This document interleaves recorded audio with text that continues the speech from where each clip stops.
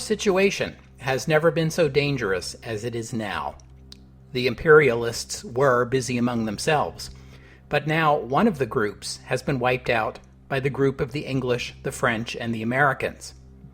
They consider their main task to be to smother world Bolshevism, to smother its main center, the Russian Soviet Republic.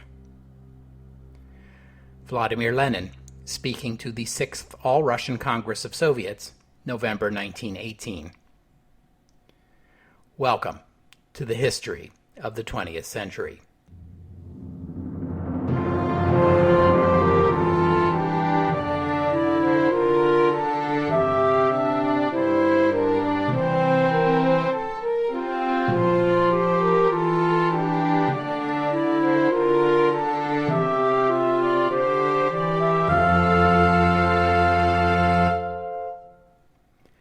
Episode 183, 1919, Russia, Part 1.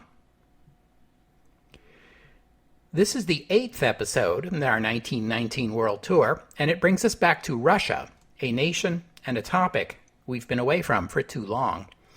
We talked about Russia most recently in episode 163, when I told you the story of the Czechoslovak Legion and the beginning of armed resistance to Bolshevik rule. That took us up to about summer of 1918. Then in episode 166, I told you about political developments in Russia and the landings of Allied troops in the far north and in Vladivostok. But we're not yet fully in sync with our 1919 World Tour. There's more to say about Russia in 1918. For example, the other side, the armed anti-Bolshevik resistance in Russia that's just getting organized as the White Movement. I left that story hanging in the middle of 1918, so before we push on into 1919, the decisive year of the Russian Civil War, we'll first need to circle back to summer of 1918 and trace the development of the White Movement into a force that by the end of the year was ready to challenge Bolshevik rule. In episode 156, I told you about the early development of armed resistance to the Bolsheviks, which began almost at once after the October Revolution. It began in the Cossack heartland, organized and led by Alexei Kaledin, a Cossack and former general of the Imperial Army. The Cossacks were accustomed to a degree of autonomy from the imperial government in exchange for their military service, and they had their own systems of democratic decision-making and of military recruitment and mobilization. So it was only natural that resistance would coalesce here.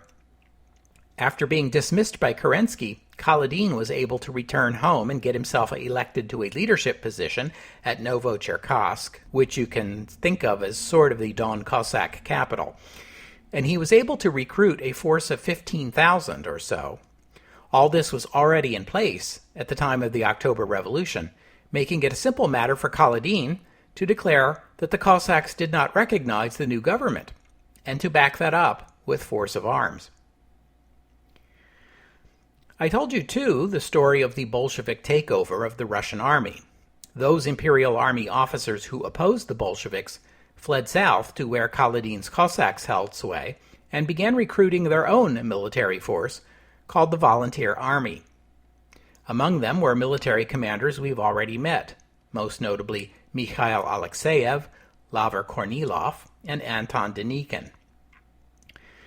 These two forces coexisted in the same territory, an alliance of convenience that will become the White Army. And just to help you get a picture in your head, the area in which the Cossacks and the Volunteer Army were organizing was the region of Russia east of Ukraine, roughly the lands north of the Caucasus Mountains and east of the Black Sea. In December 1917, just a month after the October Revolution, Lenin was already calling this conflict a civil war, and was using it as the justification for arresting his political opponents in Petrograd. Another month later, the new Volunteer Army, now about 5,000 strong, managed to capture the nearby Russian city of Rostov-on-the-Don. The Bolshevik government faced a number of threats at this point, including British troops landing in the far north, Ukraine asserting its independence, and of course the German army looming in the west, But Lenin and his government judged, probably correctly, that the biggest single threat facing them was the white forces in the southeast, and they sent the best soldiers in the fledgling Red Army, about 7,000 of them, to deal with the counter-revolutionaries. The Red Army was initially successful. By February 1918, they had retaken Rostov-on-the-Don, as well as the Cossack city/encampment of Novocherkassk. This latter defeat sent Kaledin, the Cossack leader, into a spiral of despair that ended in his suicide. The commander of the volunteer army, Laver Kornilov, led his force farther south and east in a desperate winter retreat and search for supplies that history calls the Ice March. In April, during a failed attempt by the volunteer army to take the city of Ekaterinodar, a stray artillery shell killed Kornilov. And that's where I left this part of the story in episode 163. The news of the death of Kornilov was received in Moscow with great rejoicing. If you remember his role in the Kornilov affair, when Kornilov either tried to overthrow the provisional government or perhaps was framed, his name was synonymous with the worst of the right-wing Tsarist reactionary enemies of the revolution, not only among Bolsheviks, but among Kerensky supporters too. After the volunteer army withdrew, jubilant Bolshevik supporters exhumed Kornilov's body from the grave where it had been laid and burned it on the town trash dump. Take that, counter-revolutionaries. Lenin declared the Civil War over. The death of Kornilov was the death of the counter-revolution. But Lenin's declaration was a little premature, as you're going to find out over the next 3 episodes. The Red Army may have occupied Cossack lands, but they had few supporters there. Also, by this time, the Treaty of Brest-Litovsk had been signed, and the German army was moving into Ukraine. By May, the Germans had taken control of Rostov, which had been the major Bolshevik base in the region, and its loss squeezed the supply lines of the Red Army, forcing them to pull back. The occupation of Don Cossack lands had lasted only a few weeks, but did plenty to alienate the locals. Those Don Cossacks replaced Kaledin with a new leader, Pyotr Krasnov, another former Imperial Army general, who proved to be an inspiring and popular leader, and by the summer of 1918 he had mobilized a much larger Cossack force, now numbering about 40,000. Krasnov was willing to make nice with the Germans, even writing appropriately deferential letters to Kaiser Wilhelm. In return, his sympathetic new neighbors, the Imperial German Army, began supplying Krasnov's Cossacks with modern weapons, including artillery and machine guns. Much of this equipment was captured Russian arms. So to summarize, by the summer of 1918, the Don Cossacks, despite having been trounced a few months earlier, are back and stronger than ever, with greater numbers and better equipment, and also with their flanks protected by Germans in Ukraine and by the volunteer army covering their rear. All this has happened while the German occupation has hampered any response from the Red Army. And adding to Lenin's woes, 3 new enemies of the Russian Soviet Republic have appeared farther to the east. Moscow no longer has the luxury of sending all its best soldiers against a single enemy.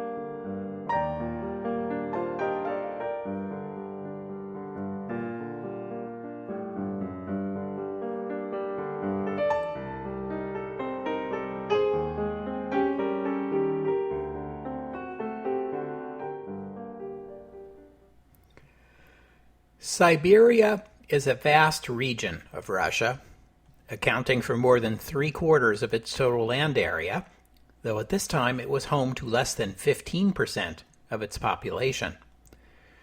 Most of the inhabitants of Siberia were ethnic Russian farmers. Few were industrial workers or intelligentsia. In the November 1917 election for the Constituent Assembly, the Bolsheviks had polled less than 10% of the Siberian vote. The largely agrarian region gave most of its support to the Agrarian Party, the Socialist Revolutionaries. But Siberia did not have great landowners, nor large numbers of landless peasants, so land reform is a less compelling issue here, though Siberian farmers certainly resented the Bolshevik confiscation of their grain to feed the cities to the west. As you already know from episode 163, the Czechoslovak Legion rose up against the Bolsheviks in mid-1918 and began taking control of rail stations along the Trans-Siberian Railway, from Chelyabinsk to Vladivostok. To put that railroad into perspective, allow me to offer an American comparison. Chelyabinsk to Vladivostok is a somewhat greater distance than Los Angeles to Boston. This is the first of the 3 anti-Bolshevik forces emerging in Siberia that I alluded to a moment ago. The Czechoslovak Legion uprising was the catalyst that helped draw other anti-Bolshevik forces out into the open, much in the same way that the Don Cossack resistance had drawn anti-Bolsheviks to that region to form the volunteer army. Siberia had its Cossacks too, and it had thousands of former Imperial Army officers and disgruntled civilian political figures, including many cadets, who had headed east after the October Revolution. From all these groups formed a provisional Siberian government, based in Omsk. It had a flag, green and white, representing the forests and snows of Siberia. And by the end of 1918, it had an army, also approaching 40,000. But just as the vast distances of Siberia made it difficult for Moscow to assert its authority over the region, it created similar challenges for the new provisional Siberian government. And this government, dominated as it was by liberal politicians and monarchist army officers from Great Russia, was considerably more conservative than the local population, the ones who had supported the socialist revolutionaries. And at the same time this provisional Siberian government was forming, a committee of Constituent Assembly members came together at Samara, a city 1,000 miles to the west, and claimed for itself the authority of the Constituent Assembly, Russia's first and only elected national government. This committee was predominantly socialist revolutionary, as the full Constituent Assembly had been, and was thus almost as distant politically as it was geographically from the provisional Siberian government. These two governments even fought something of a trade war in their early days. Omsk would not ship grain west, and Samara would not ship manufactured goods east. But it didn't take very long for the military figures in Siberia and the leaders of the Czechoslovak Legion and the military representatives of the Allies to figure out that this was no way to run a counter-revolution. They pressed the two governments to send representatives to meet at a conference in September 1918 in the city of Ufa, which lies in between Samara and Omsk. There, the parties agreed to combine and form a provisional all-Russian government that would meet in Omsk, with the understanding that the already elected Constituent Assembly would eventually form the basis of the Russian government, once the Bolsheviks were deposed. Why Omsk? Because unlike the Siberian government in Omsk, the Rump Constituent Assembly in Samara had no military leaders and was incapable of raising the armed forces it would need to hold back the Red Army, which by summer had turned away from the Don Cossack region and the volunteer army in the south and was now moving against Samara, which would in fact fall to the Red Army on October 7th. This was unfortunate for the struggling white movement in Siberia. Lenin and Trotsky had chosen to target Samara out of political considerations. They believed a constituent assembly led by socialist revolutionaries challenged Bolshevik legitimacy, and that this political challenge was a graver threat than some reactionary alliance of imperial army officers and Cossacks, who were in fact farther away in the Don River region. The Samara government was closer to Moscow, and it also controlled some of Russia's arms factories in the Urals, and it had the support of the workers who kept those factories going. But by the time the Red Army took Samara in October, the Rump Constituent Assembly had already agreed to merge with the white government and military and had moved east to Omsk. Behind them lay the Trans-Siberian Railway, controlled by the Czechoslovak Legion all the way to Vladivostok. And Vladivostok itself was occupied by Allied armies and patrolled by Allied navies. The occupation force in Vladivostok was composed of Japanese, American, and British soldiers, and they were there ostensibly to protect supplies of Allied arms and munitions that had been sent to bolster the Russian war effort, and also to safeguard the evacuation of the Czechoslovak Legion. But the Japanese, who had the largest military force in the Russian Far East, amounting to some 70,000 soldiers, had greater designs on the region. They were hoping to carve out a Japanese territory, or at least a Japanese sphere of influence, in the Russian Pacific. Japanese troops occupied positions in Russia as far inland as Irkutsk, near Lake Baikal, about 1,400 miles west of Vladivostok, as the crow flies, though Japanese troops would never become involved in the Civil War, and the Japanese government would in the end never get the Siberian territory it coveted. The second largest force in Vladivostok belonged to the Americans, who numbered about 8,000. The Americans were there because the European allies, especially Britain, did not trust the Japanese and pressed the Americans to send troops as a check on Japan's ambitions. Woodrow Wilson and the U.S. Army were never very enthusiastic about this mission at a time when the Americans were trying to get as many soldiers as they could into France, but Wilson grudgingly agreed. These American soldiers never ventured very far from Vladivostok, and they never got involved in the Civil War either. There were also a few thousand each of Canadian, Polish, Italian, Chinese, British, and French soldiers in Vladivostok to round out the occupation.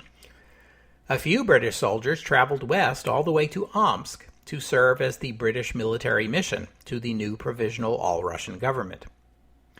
The Allies, and especially the British, began to think more ambitiously about the mission of their forces in Siberia, and imagine how this white government, supplied with Allied arms delivered to Vladivostok and then shipped west along a Trans-Siberian Railway garrisoned by the Czechoslovak Legion, might overthrow Lenin and then re-engage the Germans on the Eastern Front. Yes, that certainly was an ambitious idea. But such a strategy would require a huge Allied investment in materiel and in troops to move it and keep it secure. No such effort would ever materialize. And even if it had, if you think back to the Russo-Japanese War, episodes 31 to 35, you'll remember that the Trans-Siberian Railway proved to be too long and thin a soda straw to deliver the soldiers and supplies needed to sustain the Russian war against Japan in 1905. It wouldn't have worked any better in the opposite direction.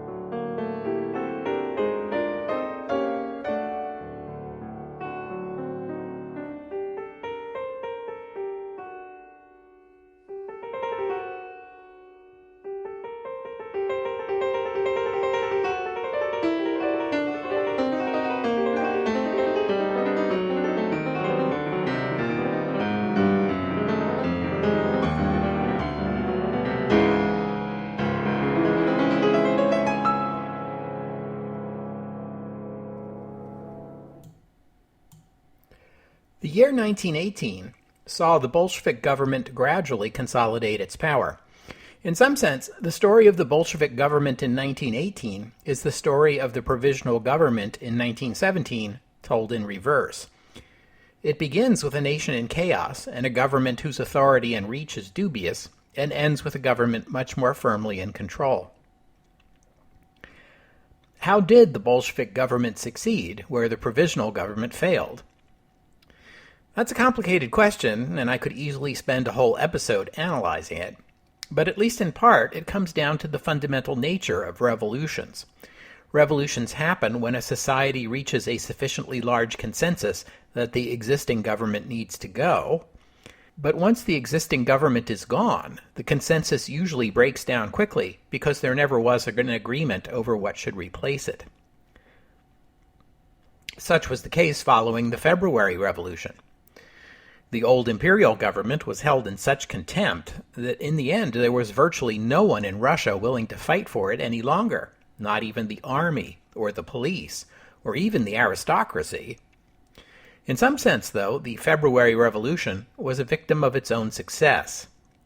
The change of government happened so easily and so quickly, and the old imperial government was so feared and hated that many supporters of the revolution had difficulty believing they had truly won. They never stopped worrying about the seemingly inevitable imperial counter-revolution, though in hindsight we can see that counter-revolution had virtually no constituency in Russia in 1917. The fear of counter-revolution was so great that over the course of 1917, more moderate revolutionary leaders gradually discredited themselves by their reluctance to embrace rapid and radical change, the biggest change of all being an end to the war. Public opinion became more radical, and the central government became weaker, and in this environment, the radical and dedicated Bolshevik movement thrived.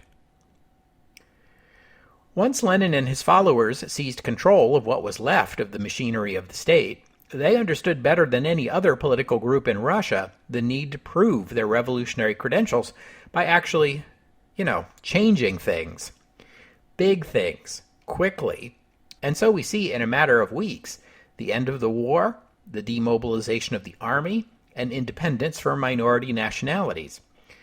And that's just the beginning. It worked.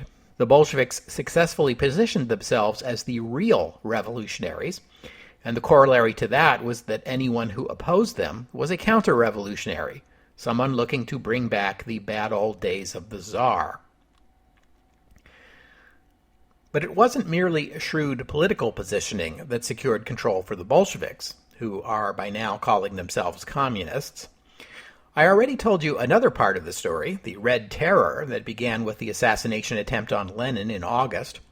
The Bolsheviks killed some 15,000 political opponents by the end of 1918, consolidating their own power while also making it impossible for any rival socialist political parties, like the Socialist Revolutionaries or the Mensheviks, to support the Bolsheviks from a political distance.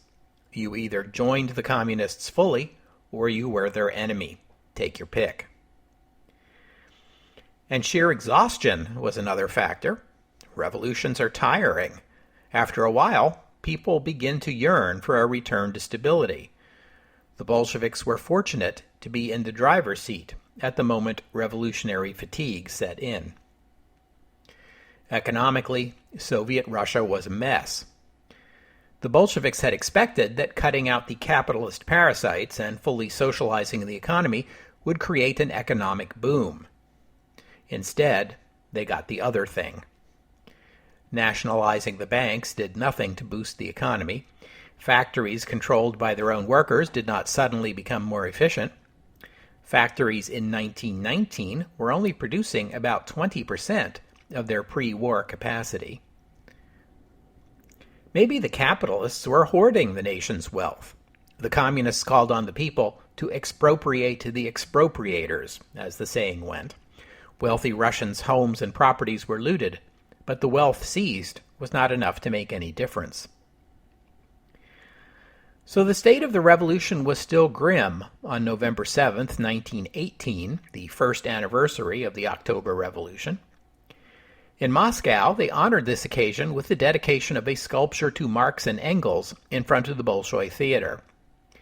In a speech before the 6th All-Russian Congress of Soviets, Lenin declared, "Germany has caught fire, and Austria is burning out of control."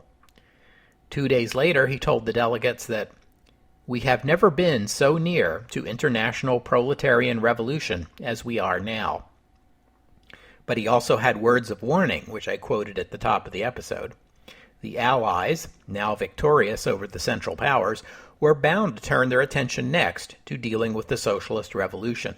And the homeland of the Socialist Revolution was Russia.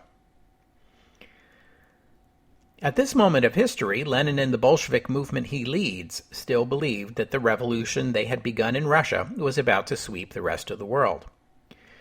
Even so, the sudden collapse of the Central Powers surprised Moscow as much as it had Paris or London or Washington. For the Bolsheviks, the minus side of this development was that, with the Central Powers out of the war, Allied navies could now reach Russia through the Baltic or Black Seas. Allied navies were already patrolling off Russia's northern ports of Archangel and Murmansk, as well as Vladivostok in the Far East. The Allies had landed ground forces in both places. The end of the war would open the Baltic Sea and the Black Sea to Allied navies and potentially to further troop landings.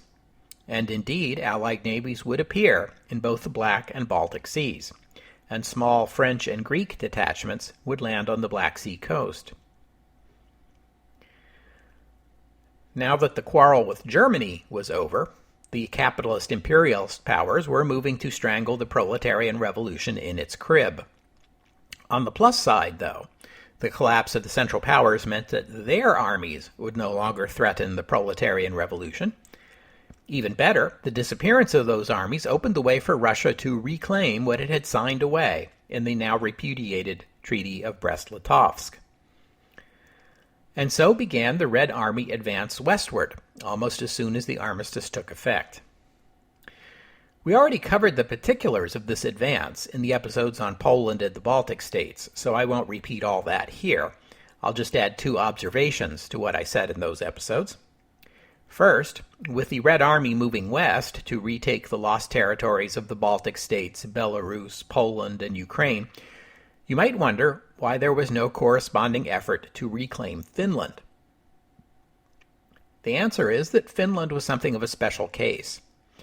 Finland had been incorporated into the Russian Empire more recently than any of the other lost territories, and even afterward it had maintained a stronger separate identity. Finland was a large country, and the revolution in Finland had already been defeated. All these factors combined to make the prospect of reigniting the Finnish Revolution look pretty far-fetched.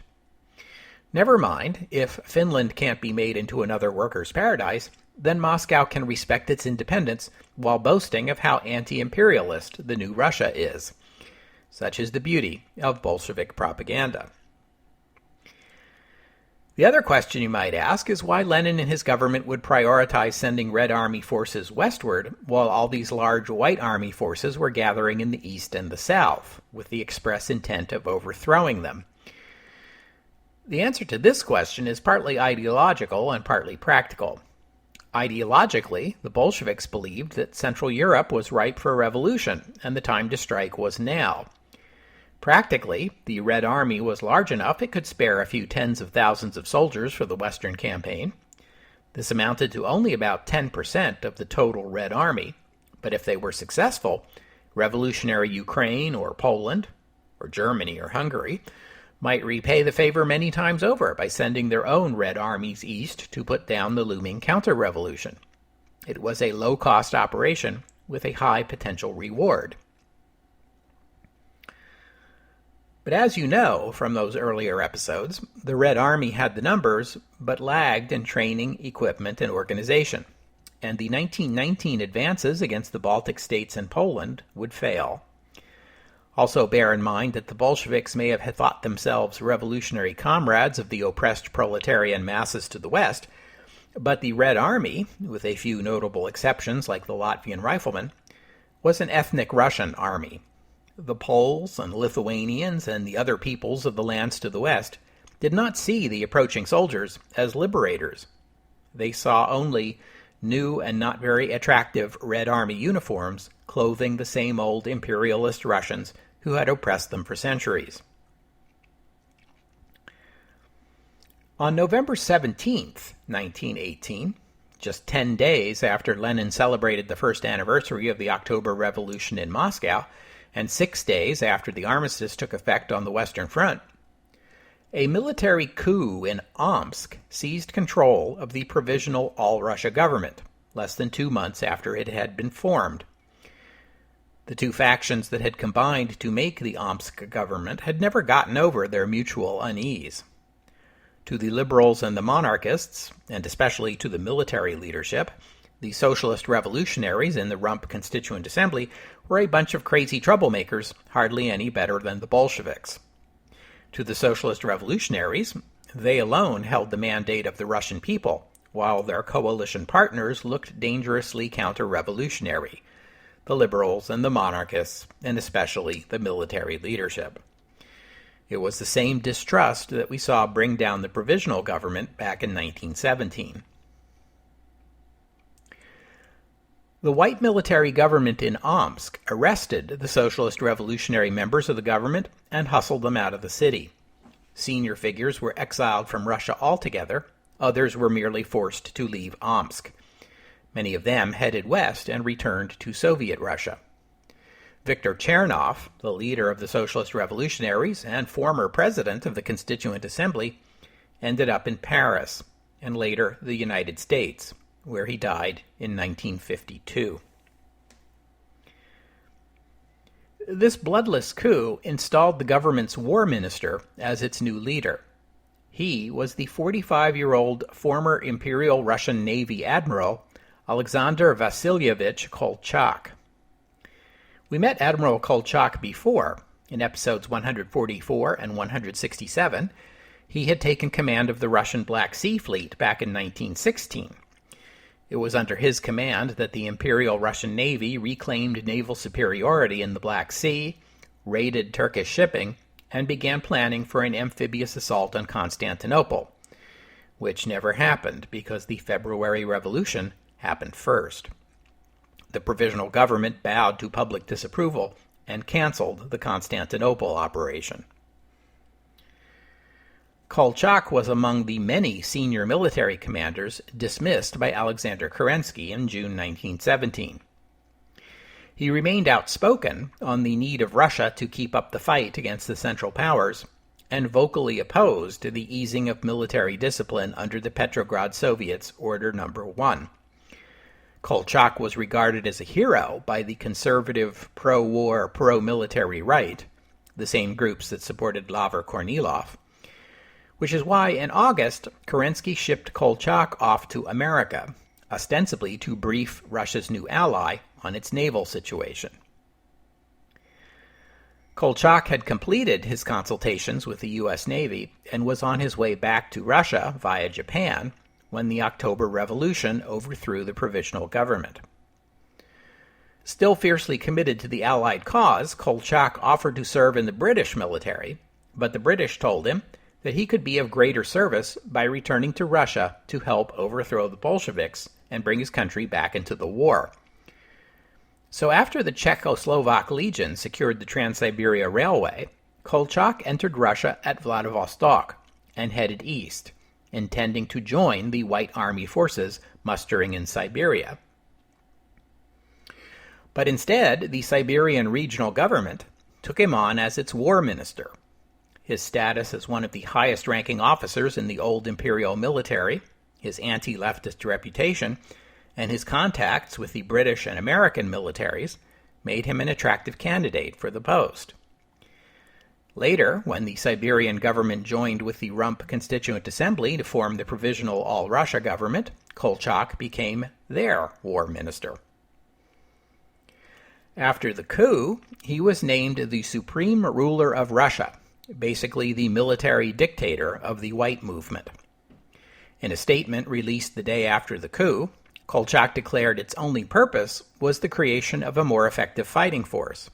He disavowed any political ambitions stating that his only goal was to overthrow the Bolsheviks and restore law and order so that the Russian people could then choose their form of government peacefully and democratically. The coup would indeed help make the White Army more efficient, but it also meant the White movement had shed its one and only claim to democratic legitimacy. Future Soviet historiography will accuse the British of engineering the coup, but there's no evidence to support that claim, though it is true that the British had that military mission in Omsk. The head of the mission, a General Alfred Knox, was quite the admirer of Kolchak, so it's not hard to believe he might have given tacit approval, even encouragement, to the coup plotters. That brings us up to speed on the situation in the east. Now let's turn our attention back to the south of Russia, where the Don Cossacks and their allies, the Volunteer Army, are rebuilding. The arrival of the Germans in Rostov gave the Whites some breathing room, as did the Red Army redeploying its best troops to deal with Samara. By summer, the Don Cossacks had retaken control of their homeland. With their flanks guarded by the Germans and the Volunteer Army, their leader, Pyotr Krasnov, was ready to go on offense against Soviet Russia. He chose as his target the city of Tsaritsyn, which lies at the point where the Tsaritsa River empties into the Volga. With the loss of Rostov, Tsaritsyn became the most important Red Russian city in the region. Tsaritsyn was important as a river port on the mighty Volga River. Also, during the Great War, it had grown into an important industrial center. The German occupation of Rostov cut the main rail line that ran south from Moscow into southern Russia, an important agricultural region, and the Caucasus, a key source of mineral wealth. With that rail link gone, the next best connection was an indirect route that ran through Tsaritsyn. The loss of Tsaritsyn would cut off South Russia and the Caucasus from Moscow, while opening up at least the first leg of a potential communication line north along the Volga to connect the White forces of the south with the gathering White movement in the east. The defense of Tsaritsyn was in the hands of a loyal Bolshevik born in Ukraine to Russian parents, the 37-year-old Kliment Yefremovich Voroshilov. Earlier in the year, Joseph Stalin had arrived in Tsaritsyn, dispatched by Moscow to oversee grain requisitions from South Russia to feed the urban masses to the north. Unfortunately for Stalin, there was not going to be any grain available to expropriate because the Don Cossacks were in revolt and would soon be laying siege to Tsaritsyn. But Stalin and Voroshilov, two old Bolsheviks, saw eye to eye on the need to defend Tsaritsyn at all costs as a crucial transportation and communication hub. They were also in agreement on revolutionary military principles, as in they placed their faith in armed workers' militias rather than Trotsky's developing Red Army, commanded as it was by Imperial Army retreads. Stalin and Voroshilov commandeered the resources of the region in a do-or-die defense of Tsaritsyn, sometimes in defiance of their instructions from Moscow. But it was successful. They held the city and eventually forced the Cossacks to break their siege. Future Soviet historiography will play up the defense of Tsaritsyn as the Red Verdun, the brilliantly fierce defense of a crucial position that turned the tide of the Civil War. This was upselling the battle a little. It never was all that important, and spoiler alert, the Whites are going to capture Tsaritsyn in 1919 anyway. But it was a very handy bit of padding for the resumes of Voroshilov and especially Stalin, and this will be the beginning of a long and fruitful partnership for the two of them. In 1925, the year after Petrograd would be renamed Leningrad, Tsaritsyn would be renamed Stalingrad, ostensibly in honor of Stalin's role in bravely defending the city and throwing back the White menace. Those of you who have read ahead in the history of the 20th century know that this is not the last time Stalingrad is destined to become the site of an important battle. There is one more military campaign I need to talk about before we wrap up for today. That one is farther south, where the volunteer army is still wandering around the Kuban region of South Russia. Recall that the volunteer army was driven there by the Red Army last winter in the Ice March. Since then, they have been moving through the hostile region, garrisoned by much larger pro-Moscow forces, trying to gather supplies and recruits. Recall, too, that Laver Kornilov was killed in action in April during an unsuccessful siege of Ekaterinodar. This was an unpromising beginning for the volunteer army, and you could be forgiven if you expect it simply to melt away in the spring thaw, disappear from the landscape of Russian history. But you would be very wrong. After the death of Laver Kornilov, most of the outside world thought of the volunteer army as Alexeyev's army. That would be Mikhail Alexeyev, the former Imperial Russian Army Chief of Staff. He was the most prominent of the ex-army officers involved in the volunteer army. He was also 60 years old and in poor health, and served the volunteer army mostly as a symbolic leader, a figurehead, until his death from heart failure in October. The credit for leading the volunteer army back from the brink of destruction following the death of Kornilov and molding it into White Russia's most formidable fighting force actually belongs to the 47-year-old former Imperial Army staff officer Anton Denikin. We've met Denikin before in the podcast, but his was not a well-known name outside of Russian military circles. He had been a reasonably competent staff officer and not much else, really, but here is the moment he begins to shine. The volunteer army had about 9,000 fighters when Denikin assumed command, and they were wandering around a countryside controlled by Red Army forces with a nominal strength 10 times larger, organized around what was now being called the North Caucasus Soviet Republic, headquartered in Ekaterinodar. But the key word here is nominal, as the Red forces were nowhere near as well organized as the official description makes it sound. The Bolsheviks had little support in the region, it was not industrial, and the rural folk were Cossacks, sympathetic to the Whites. The Reds were kinda isolated in the towns and cities. The Cossack siege of Tsaritsyn never took that city, but it did succeed in cutting off rail communication to the north. To the south lay the Caucasus region, which, as we have already seen, was brimming with various military forces of the newly declared nations of Armenia, Georgia, and Azerbaijan, Dagestani rebels, and military units from Germany, Turkey, and Britain. These forces had confused and conflicting goals, but one thing you can say for certain is none of them were the slightest bit interested in offering aid or comfort to the Red Army. Over the summer of 1918, Denikin campaigned through the region, routinely defeating numerically larger but poorly motivated Red Army units. By August, the Cossacks in the region, seeing these white victories, began to revolt themselves and became willing to join, or at least accept being drafted by, Denikin. By autumn, the volunteer army numbered nearly 40,000, most of whom were not volunteers. Maybe it's time to get a new name, guys. And yes, they got one.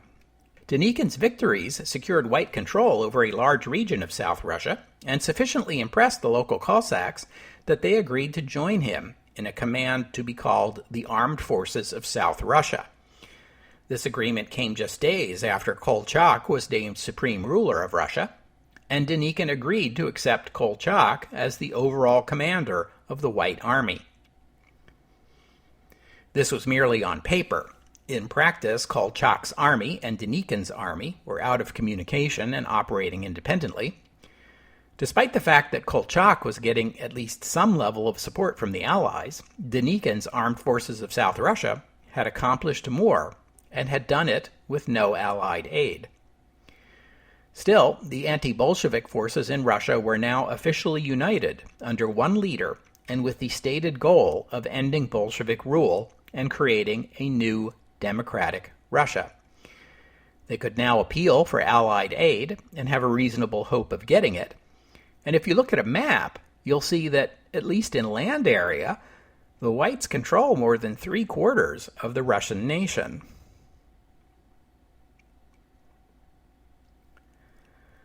We'll have to stop there for today.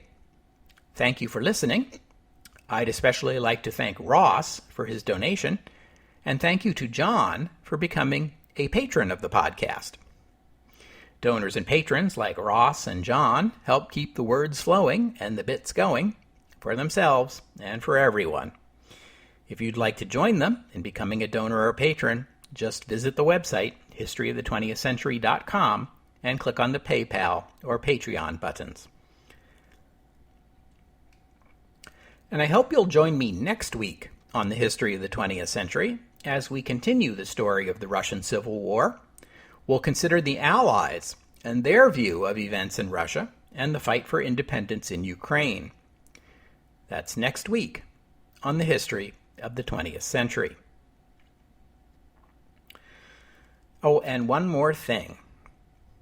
I told you about the Red Verdun, the Don Cossack siege of Tsaritsyn, and Stalin taking command of the defense of the city, sometimes contrary to orders from Moscow.